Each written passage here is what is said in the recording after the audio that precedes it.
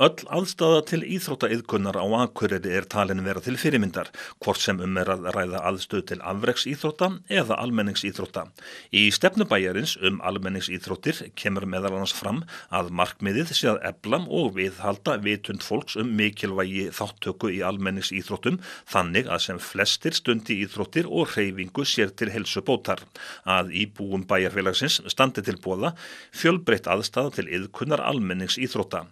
En það ekki nóg að byggja glæsileg íþróttamannvirki, það þarf líka að halda þeim við. Samkvæmt fjárhagsáætlun Akureyrarbæjar fyrir þetta ár gert ráð fyrir að veita samtals 250 milljónum króna til að endurnýja svellið í skautahöllinni og gervigrasið í Boganum. Nýtt svell kostar 150 milljónir og 100 milljónir kostar að skipta gervigras. Við hefjum leikinn í skautahöllinni en núverandi svell komið til ára sinna og þörfin á endurnýjun orðin brýn. Já, það komið tíma á það. Það farið að þrýsta á húsi hjá okkur og kannski árið barnsins tíma það sem undir. Þrýsta á húsið, segirðu, hvað meinar með því? Já, það svona ákveðin frost í jörðu sem ýtir á burðarbita húsins og farið að stríða okkur aðeins í heildarhúsinu. En þið ætlið sem að skipta svell, það mikið mál? Já, þetta aðeins meira heldur við bara afþýða og frysta upp á nýtt. Við þurfum að grafa nokkra metra niður, taka stórt gat á gaflinn og koma inn með stóra vélar og grafa marga hólur. Hvers vegna þurfum við að grafa langt niður í jörðina? Já, við þurfum að ná, eins og segi, þessu frost upp og þessu sem hefur búið að vera að ýta á mannvirkið. Við þurfum líka að leggja svona ákveðin lög undir, til dæmis að leggja hita í botninn á svellinu, hita upp svellið. Það þykir sjálfsagt einhverjum það skrítið að hita upp svellið? Já, það svona fyrirbyggjandi til að tryggja það að það verði ekki aftur svona frost í jörðu og sem verði aftur að trufla okkur eftir 10-15 ár. En svell ekki bara svell, einhver framþróun í svona svellum? Já, það margt gert síðan að þetta var steypt af félagsmönnum árið og sem við ætlum að nýta okkur núna og bara tryggja það að svellið komið til að vera og muni lifa nokkra mannsæðir. Já, hér var skautað áður, skautahöllin það bil hvað, 15 ára? Já, hún 15 ára gömul og svona vagga skautana í innbænum og hún verður hér áfram þá á þessu nýja svelli. Hvenær reikniði með að verði hafist handa? Heyrðu, það 1. mars að horfa á það sé að skella á og verður standa alveg út ágústmánuð. Já, þannig að þetta svona mikil framkvæmd? Já, hér þarf mikið að grafa og mikið að bora. Hérna verða þá stórvirkar vinnuvélar að störfum?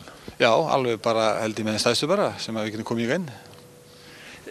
Núverandi svell, það ekki í lagi? Það sem sagt, réttur, engin halli á því eða neitt svoleiðis? Jú, það farið að rísa hér og síga þar. Þannig að eins og til dæmis krullumenn lendi í vandræðum að kúlan leita bara hérna á horni, sko. Þannig að það til trafal í dag. Þannig að það hallar svolítið? Það hallar að menn. En nýtt svell, verða menn varir við að það sé komið nýtt svell sem sagt? Já, ég held ég geti svarað því skautamenn að þeir vera alsælir þegar þeir fá nýtt svell og vonandi hraðari pökkur og betri útlit. En þetta veruleg framkvæmd 150 milljónir króna? Já, þetta ekkert gefins og enda heilmikið að gera. En íþróttahöllin á sínum tíma, var hún vel byggð eða þetta bara eðlilegur endingatími? Þetta mjög góð spurning. Ég ætla kannski verkfræðingur það, en ég held að það sem kemur mun duga lengur en það sem Fyrst við erum farin að tala verkfræðinga að skipta svell, það töluvert verkfræði dæmi. Já, þetta ákveðin reikni kunst og eins og sagði áðan, það þarf að hita upp svelli til að hindra að frjósi jörðu undir og svo þrýstu ofan á það og þá komin ís. Við skulum fara næst í Bogann. Já, skellum okkur. Já, við kveðjum innbæinn og höldum í þorpið þar sem boginn Ellert, gervigrasið hérna í Boganum, það nú bara komið á fermingaldur? Já, það bara nálgast fermingaldurinn og þá komið tímið að skipta. Líftími svona grasi sirka 8-10 ár og þetta aðeins rúmlega það, þannig að við ætlum að fara að henda inn í gras. Þannig að það hefur staðið sig ágætlega? Já, það reynst mörgum vel og reynst okkur nokkuð vel á Akureyri og alla sem marga knattspyrnumenn. Grasið sem að hérna það mikið gúmmí í því og það hefur verið svolítið talað þetta gúmmígras.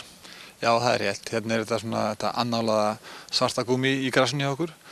Hvort það gott eða slæmt, ég læt það nú vera, en hérna gúmmí sem það er að endurskoða og við ætlum að horfa til framtíð vegar og koma eitthvað nýtt inn. Hvernig hefur það slitnað? Það er svona sem mikið búið að tróðast á því í 13 ár og það er svona farið að koma rifur í grasið og gæði þess að minnka og skemmtir á grasinu hér og þar sem þarf að bara bæta og gera betur. Þið búinir að ákveða hvernig gervigras kemur hérna í staðinn? Ég hef ekki að segja bara það nýjasta besta, en hérna ekki nákvæmlega hvað það verið keypt eða hvaða tegund, en það er bara, við horfum að besta. Eru margar tegundir í boði? Já, það er það og hérna þú getur svona valið frá mörgum aðeins að kaupa gras, en það er allir mjög nokkuð svipað svona týpur, en þetta er allt svona ákveðin staðlar, FIFA eða UEFA Pro staðlar sem við horfum á. En þið eru svona tala að kostnaðurinn sé í kringum 100 milljónir? Já, það er rétt, 100 milljónir er áætlað í verkið og hérna það lætur næra lagi. Hvernig skiptum svona gras? Þessi bara svona rullað upp? Já, nánast. Við búum það við hérna, það er góður jarðvegur og hérna gott undirlag. Þannig að allir við förum ekki það í sumar að rulla upp bara og áxlina bara út með það. Slík íþróttamannvirki eins og Boginn, það verið að skipta víða gras?